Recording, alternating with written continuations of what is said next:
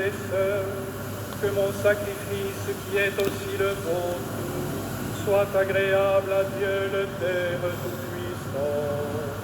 Que le Seigneur reçoive de vos mains ce sacrifice, à la louange et à la gloire de son nom, pour notre bien et celui de toute l'Église.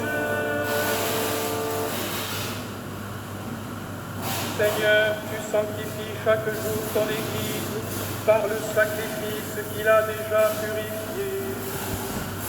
Puisqu'elle est le corps de ton Christ, aide-la maintenant à s'offrir avec lui et à suivre ta seule volonté. Par Jésus le Christ, notre Seigneur.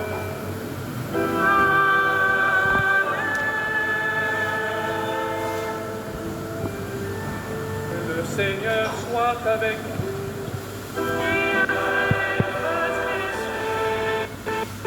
Élevons notre cœur.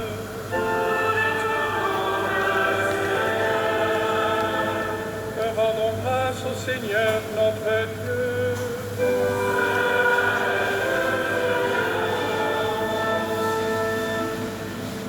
Vraiment, il est juste et bon de te rendre grâce, de chanter une hymne à ta louange et à ta gloire. Seigneur, Père d'infinie bonté, à la parole de ton Fils annonçant l'Évangile, tu as rassemblé ton Église de toutes langues, peuples et nations, et tu ne cesses de la vivifier par la force de ton esprit, pour faire grandir jour après jour l'unité du genre humain, en rendant visible l'alliance de ton amour. Elle ouvre à tous la bienheureuse espérance de ton royaume et resplendit comme un signe de la fidélité que tu as promise à tous les âges dans le Christ Jésus notre Seigneur. C'est pourquoi avec toutes les puissances des cieux, nous pouvons te bénir sur la terre et proclamer d'une seule voix avec toute l'Église.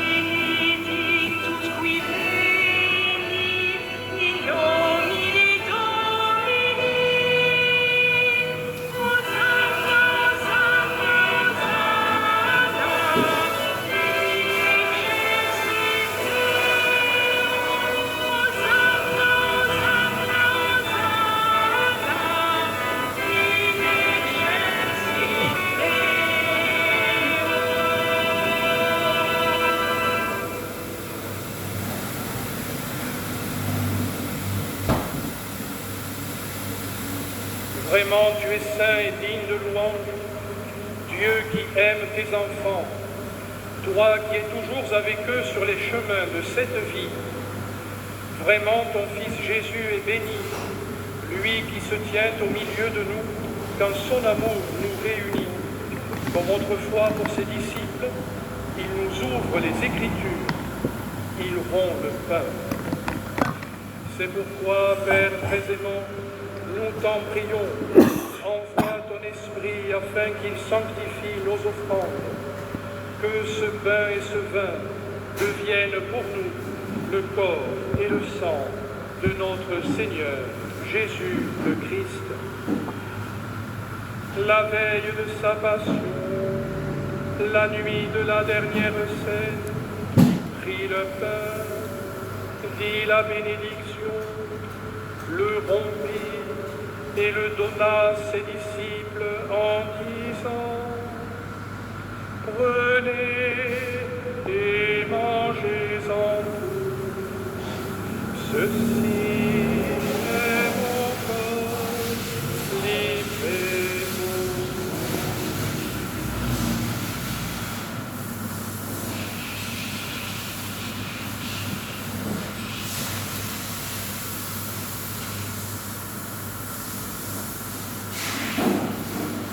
De même, après le repas, il prit la coupe, te rendit grâce et la donna à ses disciples en disant: prenez et buvez-en tous, car ceci est la coupe de mon sang, le sang de l'alliance nouvelle et éternelle, qui sera versé pour vous et pour la multitude en rémission des péchés. Vous ferez cela en mémoire de moi.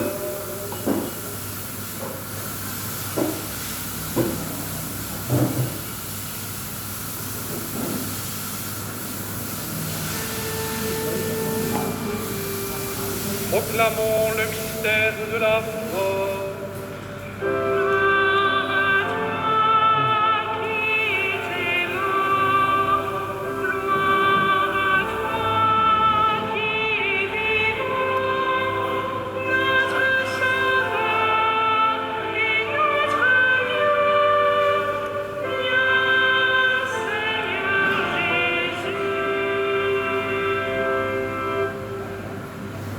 Voilà pourquoi, Père très saint, nous faisons mémoire de ton Fils, le Christ, notre Sauveur, que tu as conduit par la passion et la mort sur la croix à la gloire de la résurrection, pour qu'il siège à ta droite.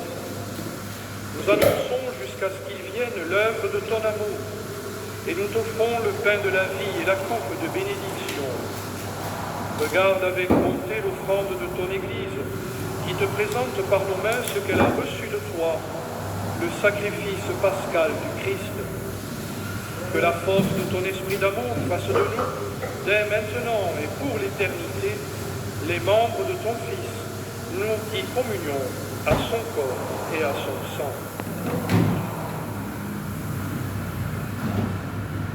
Renouvelle, Seigneur, par la lumière de l'Évangile, ton Église. Resserre le lien de l'unité entre les fidèles et les pasteurs de ton peuple, en union avec notre pape, François, notre évêque, Jean-Marc, l'ensemble des évêques, pour qu'au milieu d'un monde déchiré par les divisions, le peuple qui t'appartient brille comme un signe prophétique de concorde et d'unité.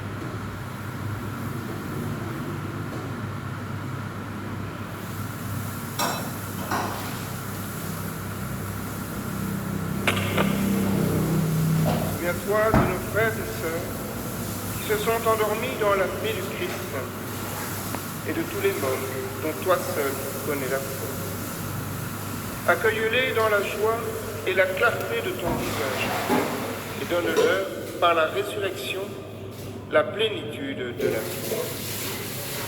Et lorsque prendra fin notre pèlerinage sur la terre, reçois-nous dans la demeure où nous vivrons près de toi pour toujours. Alors, avec la Vierge Marie, la bienheureuse Mère de Dieu, avec Saint Joseph, son époux, avec les apôtres, les martyrs, Sainte Bernadette et tous les saints, nous pourrons te louer et te magnifier par ton Fils, Jésus le Christ.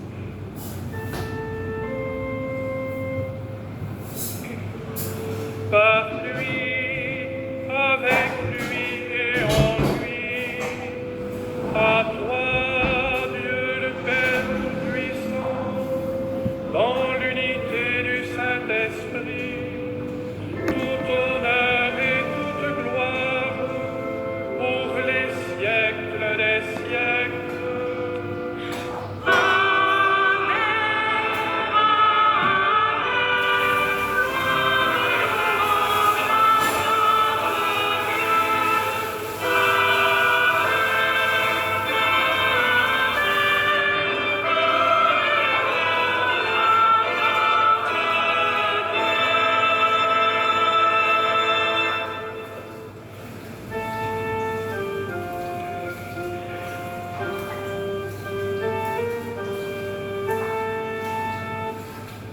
Comme nous l'avons appris du Sauveur et selon son commandement, nous osons dire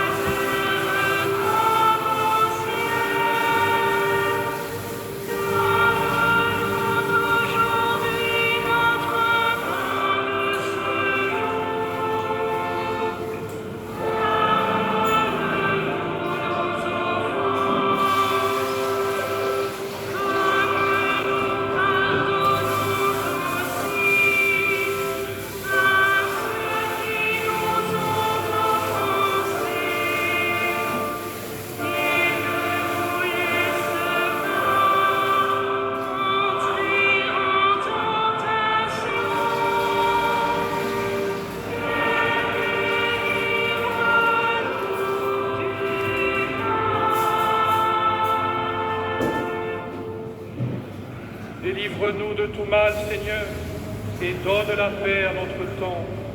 Soutenus par ta miséricorde, nous serons libérés de tout péché, à l'abri de toute épreuve. Nous qui attendons que se réalise cette bienheureuse espérance, l'avènement de Jésus-Christ notre Sauveur.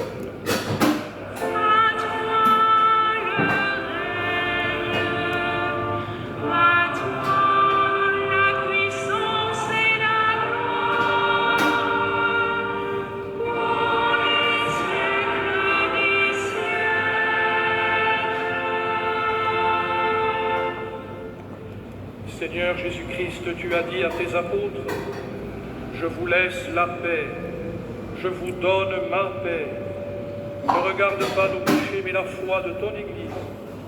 Pour que ta volonté s'accomplisse, donne-lui toujours cette paix et conduis-la vers l'unité parfaite, toi qui vis et règnes pour les siècles des siècles. Que la paix du Seigneur soit toujours avec vous.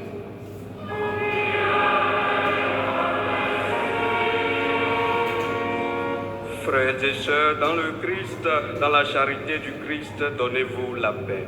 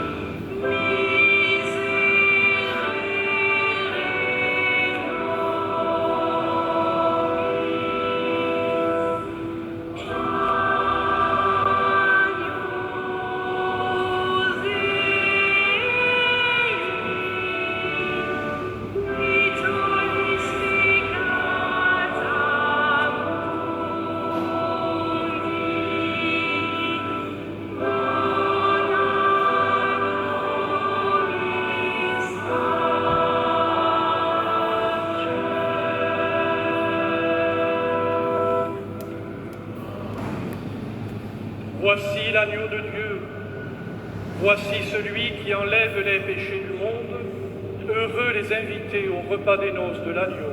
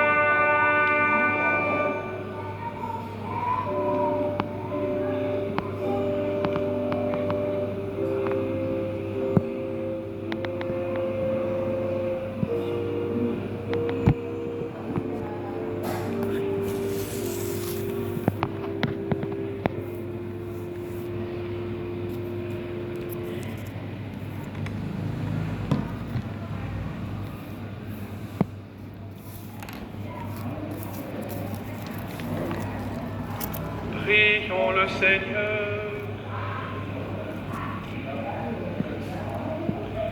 Nous t'en prions, Seigneur, nous qui allons du passé vers ce qui est nouveau. Fais-nous quitter ce qui ne peut que vieillir, mets en nous un esprit de renouveau et de sainteté. Par Jésus le Christ, notre Seigneur.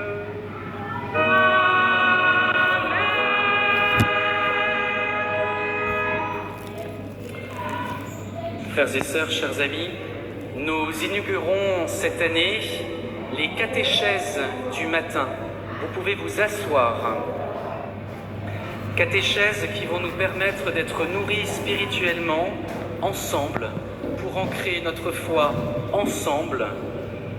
Nous allons écouter ce matin Monseigneur Jean-Marc Mika qui va nous introduire au thème de l'année « Venez ici en procession ». Merci.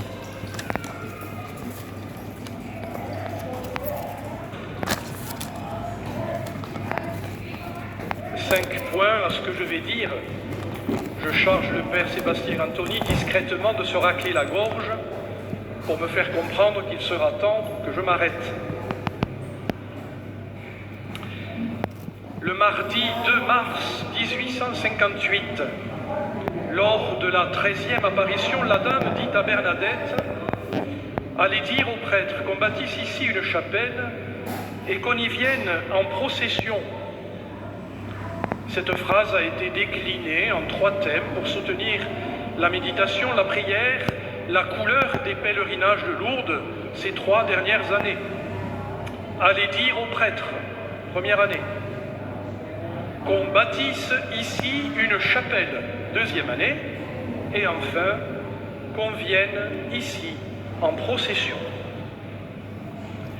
Venir ici à la grotte de Massabielle, à la chapelle, c'est-à-dire l'Église, symbole de l'Église, dont nous sommes toutes et tous appelés à être pierre vivante, en procession, c'est-à-dire, les 2 mots ont le même sens, en pèlerinage. Venez ici en Église en pèlerinage. Voilà ce dont il m'est demandé de vous entretenir ce matin dans le cadre de cette catéchèse. Une catéchèse n'est pas une homélie. Une catéchèse n'est pas non plus une conférence. La conférence pourrait être faite par n'importe qui, pourvu qu'il ait un minimum de science. Pas besoin d'avoir la foi pour faire une conférence sur les choses de la foi. Seul un peu de science de ces choses est requise pour ne pas dire trop de bêtises. Une homélie, elle, permet d'approfondir la parole de Dieu et même, dans le meilleur des cas, parole de Dieu prolongée en quelque sorte. Elle est une des dimensions essentielles du ministère des diacres, des prêtres et des évêques. Elle requiert la foi et l'ordination, et qualité supérieure à toutes les autres, elle doit être courte. Une catéchèse, c'est encore autre chose. Elle requiert la foi, elle requiert aussi de savoir en rendre compte, au moins suffisamment, comme le demande Saint Pierre.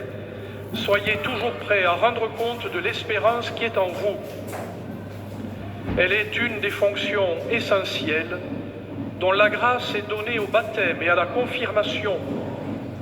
Elle appartient à cette catégorie si noble de la fonction prophétique, confiée à chaque disciple du Christ, hommes et femmes, enfants et vieillards, personnes en bonne santé ou personnes gravement malades, saints et mécréants, moralement irréprochables ou non, bref. Dans le cadre de cette catéchèse, donc un format un peu plus long qu'une homélie, je vais vous partager quelques réflexions, convictions, considérations sur ce morceau du message de Marie à Bernadette. Venez ici, en Église, en pèlerinage. Venez. Remarquez l'impératif pluriel. À qui s'adresse-t-il? Pour répondre à cette question, il faut nous rappeler de la finale de l'évangile de Saint Matthieu. Jésus s'approcha d'eux et leur adressa ces paroles. « Tout pouvoir m'a été donné au ciel et sur la terre.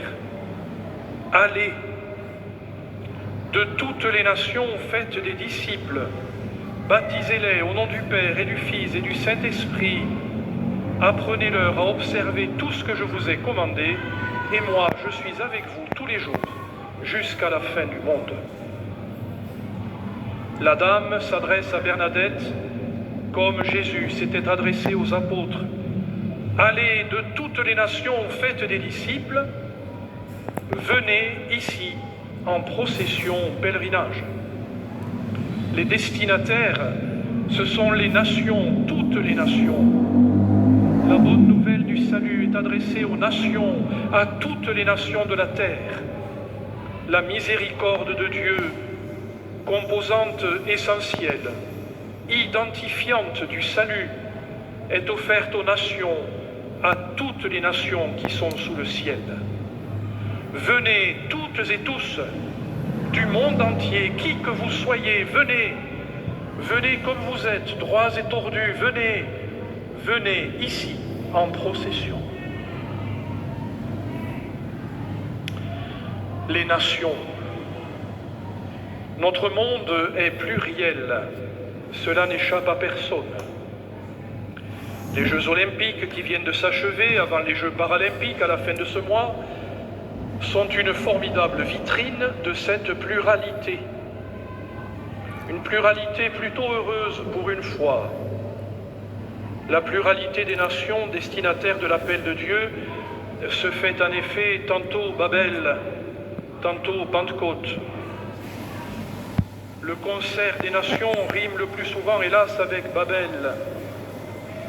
Le langage du sport, pendant quelques jours, a été, lui, plus près de Pentecôte que de Babel, et c'est heureux. Au fond de lui, l'homme désire cela. Tous les hommes désirent cela. Nous autres, nous savons qu'il en est ainsi parce que Dieu a mis en l'homme, en le créant à son image et à sa ressemblance, une sorte de pré-équipement divin qui le fait chercher et désirer ce que Dieu veut qu'il cherche et désire, l'union avec lui et la communion avec les autres.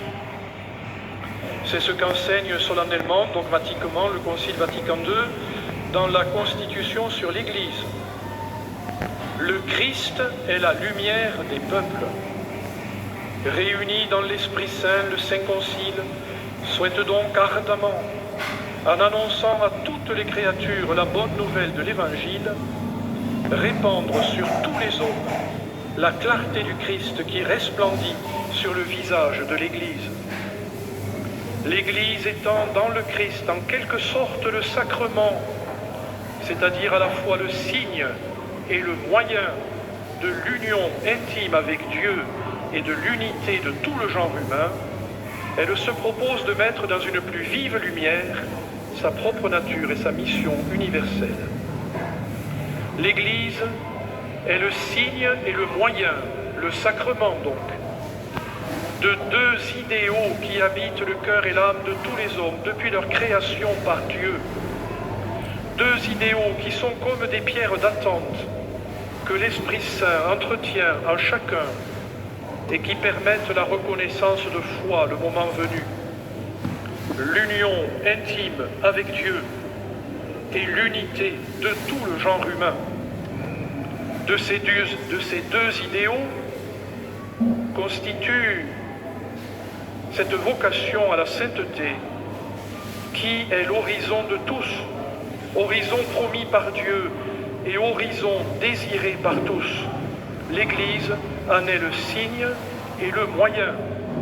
Elle en est le sacrement. Allez dire aux prêtres qu'on bâtisse ici une chapelle et qu'on y vienne en procession. Allez dire aux prêtres, c'est-à-dire à ceux qui ont reçu la mission de conduire le peuple de Dieu au nom du Christ, de le guider, de le sanctifier, de l'enseigner à la manière des apôtres. Allez leur dire qu'ici, l'Église se construira et qu'elle sera sacrement de l'union intime avec Dieu et de l'unité du genre humain. Ici, dans ce coin de Bigorre, auprès de la grotte de Massabielle, se réalisera la vocation de tous les hommes. Des signes en seront donnés, des signes qui seront efficaces pour produire dans le cœur des hommes ce qu'ils indiquent, c'est-à-dire la sainteté, déclinée en deux termes, l'union intime avec Dieu et l'unité du genre humain. Avant l'Église, il y a le peuple hébreu. Sans remonter à Abraham et aux patriarches, je m'intéresse au peuple hébreu dans l'événement qui le fait peuple et nation, justement. L'aventure de Moïse, de la sortie d'Égypte, de l'Exode, de l'alliance au Sinaï, de la manne, du veau d'or, de l'alliance, rompue maintes fois réparée, de l'arrivée en terre de Canaan, des guerres de conquête, de l'installation du peuple, constitué de 11 plus une tribu. 11 qui vont s'installer, faire prospérer un morceau de territoire, plus une 12e, dont la mission sera autre, celle de servir le culte à Dieu. Puis du désir d'installation, de construire une capitale, de se doter d'un roi et d'un temple. Toute cette aventure est pour nous extrêmement importante pour comprendre qui nous sommes, pour saisir de l'intérieur et par l'histoire sainte ce que Dieu attend de nous, ce qu'il attend de l'Église, qu'il convoque en pèlerinage. Israël, en tant que peuple hébreu sorti d'Égypte, est une sorte de première Église. De tribus disparates, Dieu a fait un peuple. Ce peuple a été chargé de faire savoir qu'il y a un Dieu, un seul Dieu.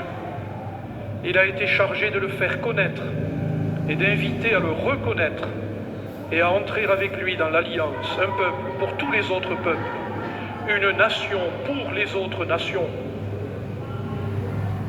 Je rappelle quelques éléments pour les poser dans le paysage, afin que tout à l'heure ils s'articulent, et vous verrez comment tout se tient. Les tribus, poussées par la famine en Égypte du temps d'Abraham, ont finalement prospéré.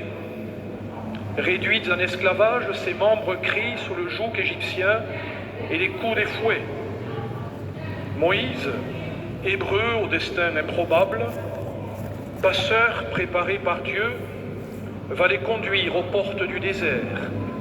Il passe la mer Rouge, dans les conditions dantesques que nous savons, puis il chante la Marseillaise, enfin leur Marseillaise, tout joyeux de se retrouver libres et vivants, alors que ceux qui les poursuivaient sont anéantis, prisonniers de la mer et morts. Moïse leur révèle que Yahvé prend soin d'eux et qu'il le fera toujours. Puis ils s'enfoncent dans le désert, comme leur ancêtre Abraham jadis l'avait fait. Mais voilà, les vivres et l'eau viennent à manquer très vite et enfin, ils récriminent contre Moïse et contre Dieu.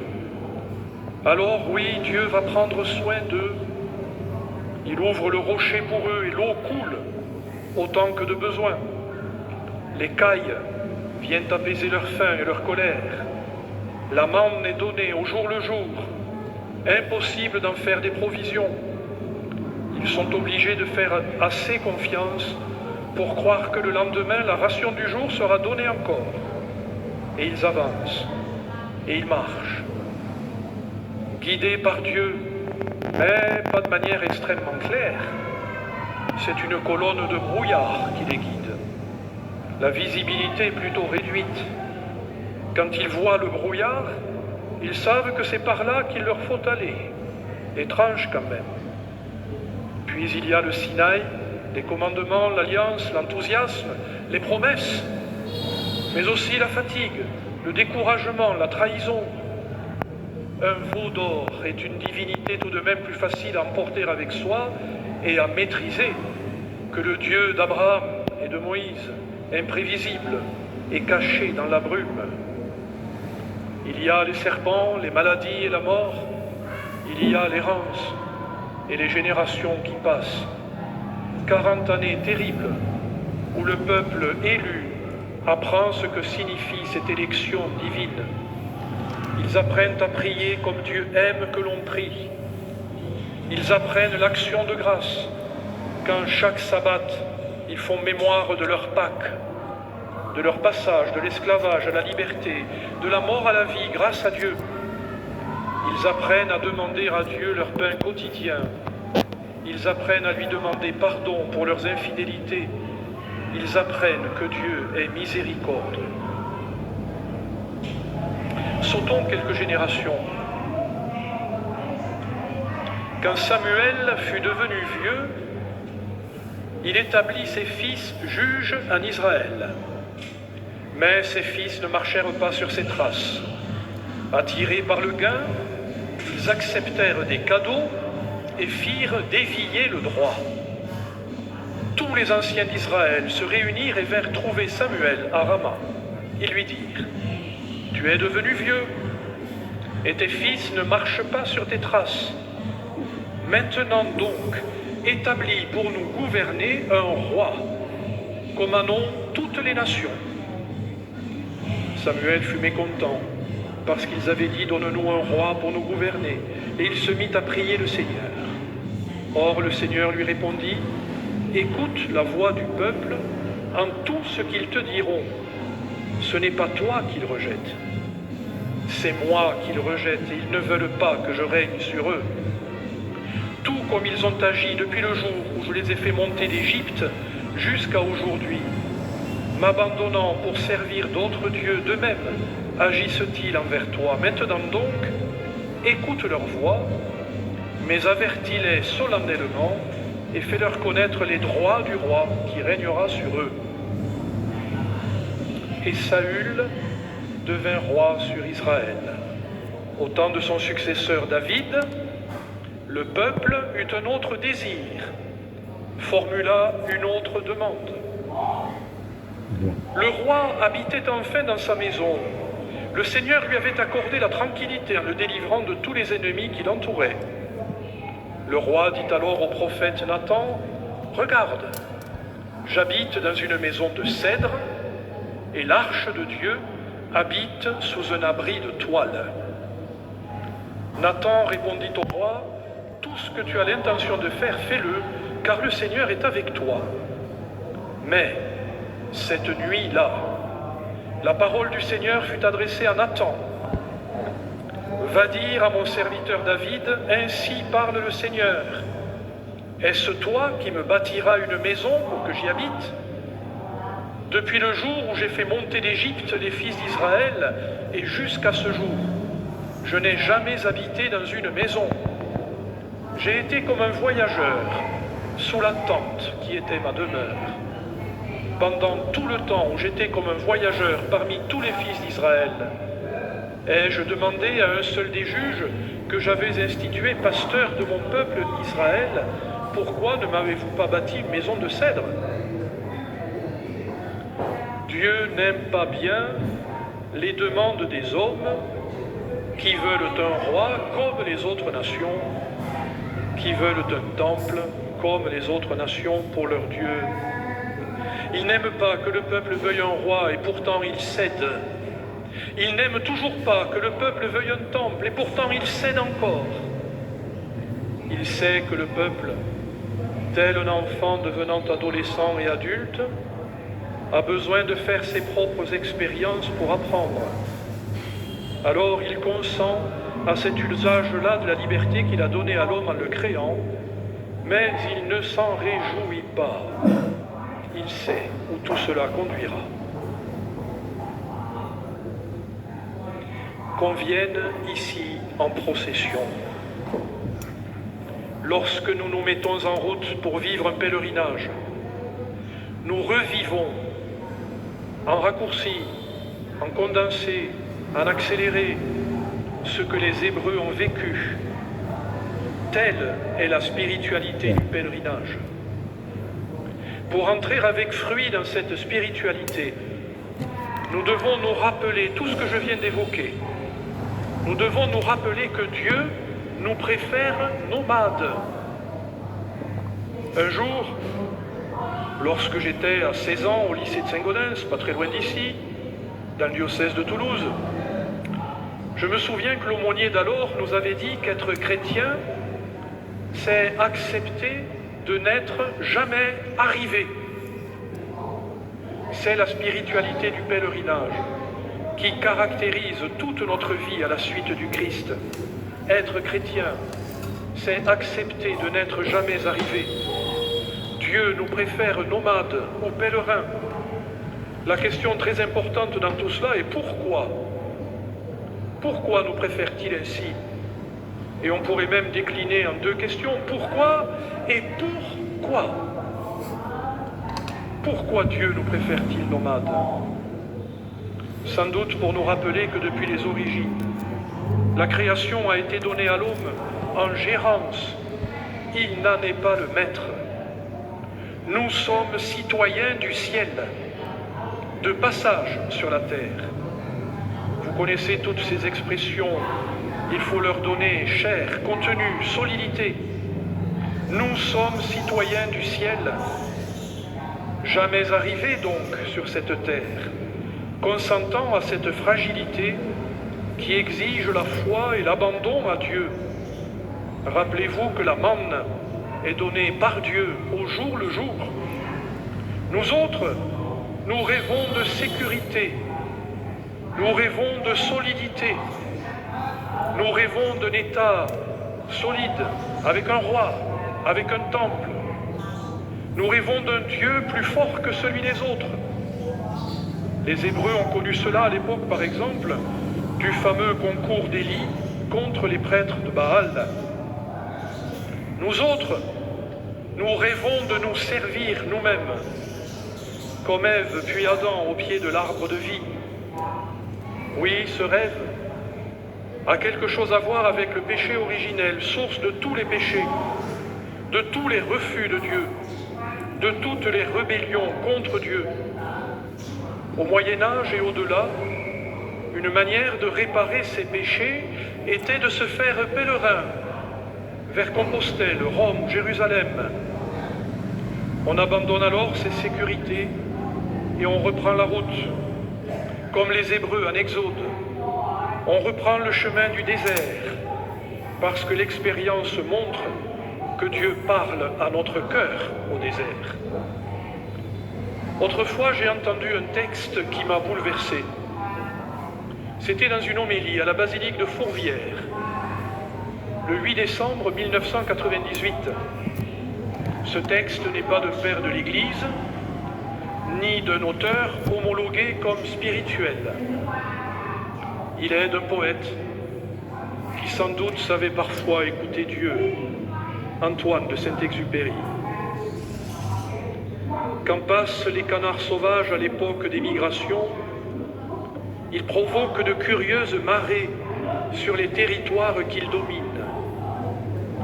Les canards domestiques, comme attirés par le grand vol triangulaire, amorcent un bond inhabile.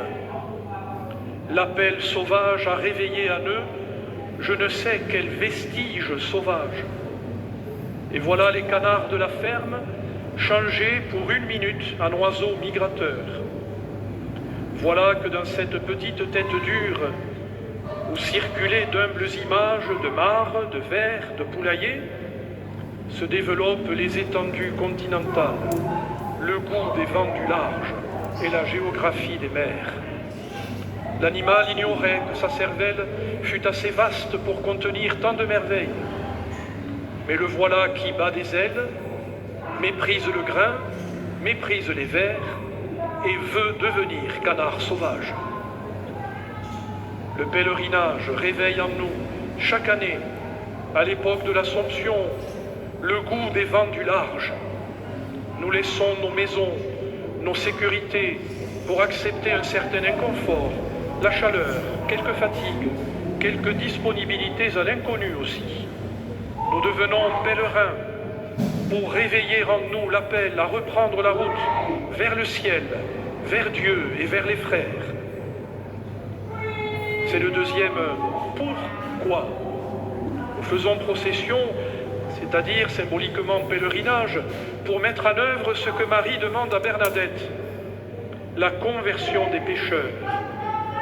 Lorsque nous comptons plus sur nous que sur Dieu, nous sommes de grands pécheurs.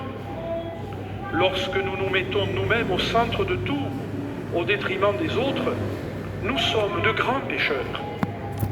Marie demande à Bernadette de prier pour la conversion des pécheurs. Nous nous faisons pèlerins pour marquer notre retournement, le retour à notre vocation première. Nous nous faisons pèlerins avec tous les autres pèlerins, parce que nous répondons à l'appel des saints, nos canards sauvages à nous, qui nous indiquent la route du ciel et nous donnent envie de donner quelques coups d'aile qui nous libèrent de la basse-cour des grains et des vers. Notre pèlerinage, à nous, ne se vit pas aujourd'hui sur les chemins poussiéreux écrasés de chaleur de Compostelle, de Rome, de Jérusalem. Il se vit ici, auprès de la grotte de Massabielle et du message de Marie à Sainte Bernadette. Notre chemin est chemin intérieur, balisé de temps de célébration, de prière, de services, de processions, de catéchèses, de rencontres multiples. Tout cela peut nous bousculer, nous mettre en chemin, si nous y décelons Dieu qui nous parle et nous appelle. Ici, l'Église de la terre et du ciel se rejoignent devant la grotte. Cette grotte est curieuse, l'avez-vous remarqué? Elle n'est pas un tunnel, elle n'est pas un gouffre, elle n'est pas une galerie souterraine traversée par une rivière. Le cœur de la grotte de Massabielle est ouvert, comme fendu par le glaive qui a transpercé le cœur de Jésus sur la croix. L'eau coule en son côté et se répand sur le monde. Tous les trains, avions, autocars, voitures, motos et vélos qui quittent Lourdes en emportent quelques millilitres ou plus dans leur soute vers toutes les destinations de la terre. À la grotte, la lumière de Pâques brille incessamment, nuit et jour, toute l'année. La grotte est un cœur à ciel ouvert, et souvent le vent fait vaciller les flammes. On peut y évoquer le vent de Pentecôte. À la grotte, la messe et le chapelet sont priés dans toutes les langues, tous les jours, été comme hiver. Grâce à la radio, à la télévision, à Internet, le monde est toujours là, connecté, dans une fraternité qui ne passe pas. À la grotte, les pèlerins sont visiblement l'Église, sacrement, signe et moyen de l'union intime avec Dieu et de l'unité du genre humain. Ici, la fraternité est possible, facile, réalisée. Elle est fenêtre ouverte sur le ciel, qui sera notre patrie un jour, pour toujours. Un dernier mot. Notre pèlerinage est évidemment une démarche personnelle, motivée en chacun par des choses que Dieu seul connaît. Notre pèlerinage, à nous, est aussi national. Qu'est-ce que cela signifie? Notre nation est parmi les premières à avoir accueilli le message évangélique au IIe siècle. On connaît la date et les circonstances de la Pâque des martyrs de Lyon en 177. La France était alors la Gaule. On se rappelle l'interpellation de Saint Jean-Paul II à notre pays en 1983 à Paris, rappelant que la France est fille aînée de l'Église. Les chrétiens de France ont très tôt été sensibles, ont très tôt compris ou su que l'appel de Dieu, l'appel universel de Dieu à la sainteté, à la conversion, au pèlerinage qui la soutient, nous concerne chacune et chacun à titre personnel, mais interpelle aussi notre communauté constituée nation. Cela est subtil et doit être très finement compris. Pourtant, nous en avons comme une intuition claire et profonde. Notre pèlerinage national s'inscrit dans cette conscience-là. chrétiens de France.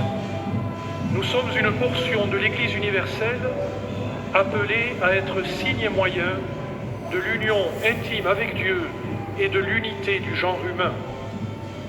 Nous ne sommes certainement pas meilleurs que les autres, mais si le mot nation a du sens en soi, alors il en a aussi dans l'histoire du salut et dans le plan divin. Non pour se penser au-dessus, mais pour se penser ensemble au service de l'Évangile et du témoignage à lui rendre devant les autres nations de la terre. Le 15 août après-midi, nous prierons à la grotte pour notre pays. Nous aurons raison de le faire. Prions pour notre pays.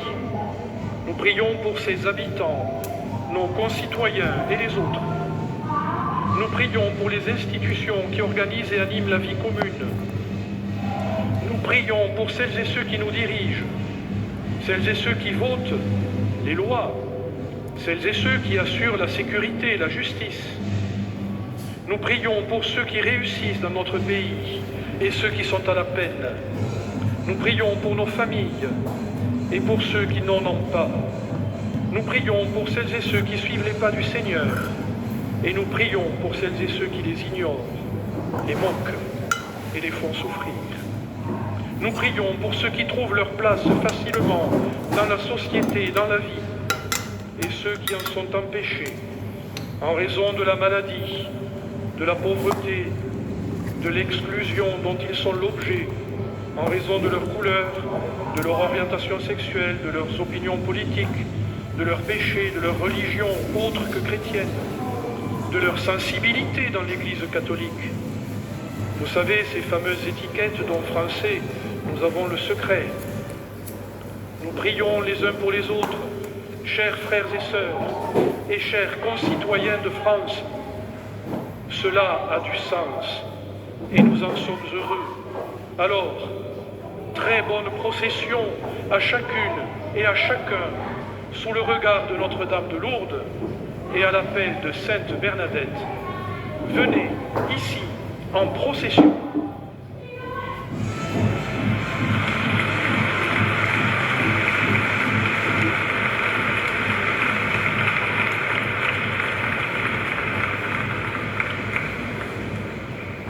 Merci, Monseigneur, pour tes encouragements et qui vont ancrer notre pèlerinage qui commence aujourd'hui. Pour la suite du programme, je vous invite à vous munir de vos livrets. À la page 66 et 67, vous avez tout détaillé pour découvrir les propositions de cet après-midi. N'hésitez pas à les consulter. Et j'invite tout particulièrement les prêtres à venir ce soir, ici à 20h30, pour le temps de la veillée de la réconciliation, de la confession. Nous vivrons un grand moment ce soir. Enfin, sur la couverture de vos livrets, vous avez une petite bobèche. Vous avez vu sans doute que dans plusieurs endroits du sanctuaire et dans différents lieux aussi d'accueil, cette bobèche a été écrite en grand, très grand. Ce sont des réceptacles pour que vous puissiez y déposer toutes vos intentions de prière. N'hésitez pas à le faire. À chacun, à chacune, un très bon pèlerinage.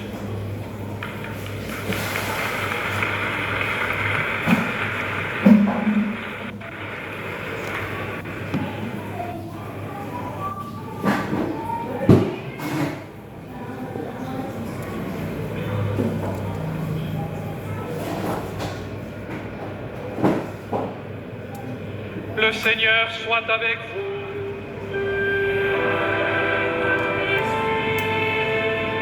Que Dieu Tout-Puissant vous bénisse, le Père et le Fils et le Saint-Esprit.